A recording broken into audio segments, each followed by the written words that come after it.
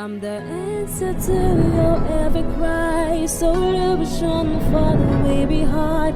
I bring to you good news.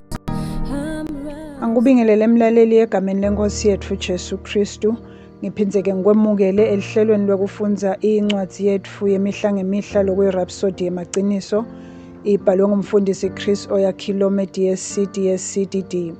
Lamhla ke ngumsombuluko nge-23 enyangeni yenhlaba ku-2025. Mfundisi uthi kulunga lokukhethekile lokuvela kuNkulunkulu. Livesi lekuvula litholakala encwadini yabaseRoma besithathu livesi le-21 kuya evesini le-22 lifundzeka kanje. Kodwa nyalo kulunga kwaNkulunkulu ngaphandle kwemthetho kuyabonakaliswa njengoba kufakazelwa ngumthetho nebaprofeti. Ngisho lokulunga kwaNkulunkulu lokungenxa yokukholwa kuJesu Kristu kubo bonke nasetikwabo bonke labakholwako.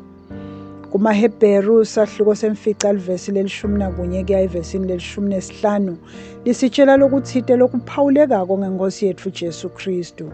Evesini le-13 kuya evesini le-14 liyehlukanisa ngekukhombisa umehluko emkhathini wengadi yetilwane letabulawa kude kube nekuhlawulela tono eTestamenteni lelidzala kanye nengadi yaJesu Kristu.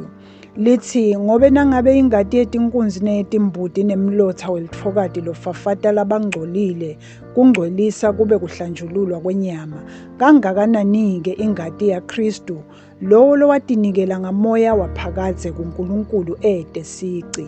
Uyawuhlanda nembeza wakho emisebentini lefile kute usebentele uNkulunkulu lophilako.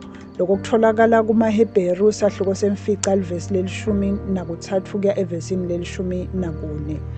Yaqhubeka evesini le-15 lithi futhi ngaloko nguye longumlamuleli weLitestamenti lelisha kuthi ngekufa ngekuhlengwa kwetiphambuko lebetingaphasi kwesivumelwano sekucala bona labo lababidwa bangatfola sethembiso selifa laphakadze. Ngalamanye emagama ngawo onke emaphutha lentiwa ngaphasi kwelitestamenti lelidzala ingadi yaJesu beyiye kutihlambulula nanato. Noma ngabe tinkomo netimbuti betihlatshelwa tona umnyaka emva komnyaka yayimbonya kodwa ayizange itisuse tono tabo. Kodwa ingadi yaJesu yesula tonke tono. Haleluya. Akumangalisike lapho Pawula asho kubaseRoma besithathu livesi le-21 kuya evesini le-22 kuthi kulunga lokuvela kuNkulunkulu sekuvetiwe. Haleluya. Lolu hlobo lolusha futhi lolukhethekile lokulunga lunikwe kuKristu. Ngisho Abrahama abengenako lokulunga lokukhethekile, ngisho noma kulunga bekunikwe yena. LiBhayibheli kubaseRoma besine livesi lesithathu lithi ngobe ushoni umbhalo Abrahama wakholwa uNkulunkulu kwase kubalwa ukuthi ulungile. Haleluya. Ulunga lokungikona kuniketiwe kuKristu Jesu kukhulu kakhulu.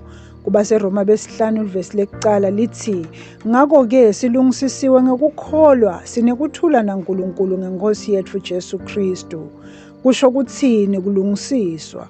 Kusho kumenyetelwa ukuthi ute licala. Lokhu kungetulu kakhulu kokuthethelelwa noma etono tethu tesulwe. Kunaloko kusho ukuthi asikaze sesone.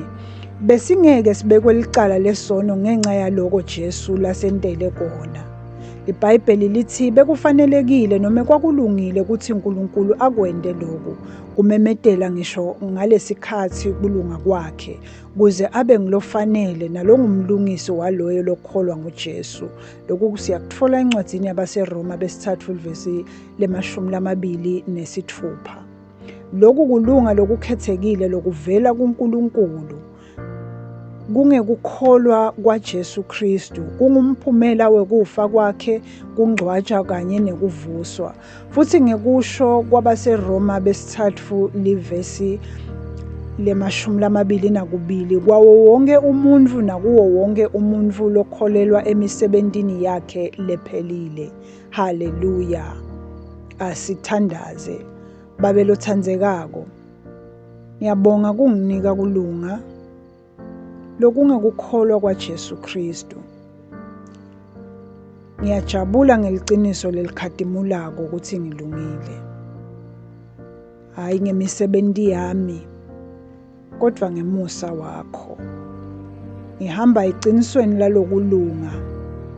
Ngikhululekile ekulahlweni, futhi ngicaphela ngalokuphelele imvelo yami yobuNkulunkulu kuKristu.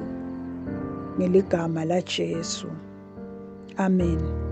Kuchubeka nesifundo sitawufunza incwadi yesibili yabaseKorinte besihlanu livesi le-21 nakuba seGalatia sahluko sesibili livesi le-16 kanye nakuThitusi sahluko sesithathu livesi lesine kuya evesini lesikhombisa. Elihlelweni lokufunza iBhayibheli ngeminyaka munye namhla kufundwa incwadi yemisebenzi yabapostoli sahluko selishumi livesi le-24 kuya evesini le-48 kanye nencwadi ya-Ezra sahluko sesikhombisa kuya esahlukweni sesiphohlongo. Hlelweni lokufunza iBhayibheli ngeminyaka lemibili kufundwa incwadi yaLuka sahluko sesithathu livesi le-12 kuya evesini le-22 kanye nencwadi yaDeuteronomy sahluko se-21. Angibonge mlaleli ukuthi uthathe lesikhathi ulalele kusafundwa livi lenkosi. Asibonane kulokulandzelako.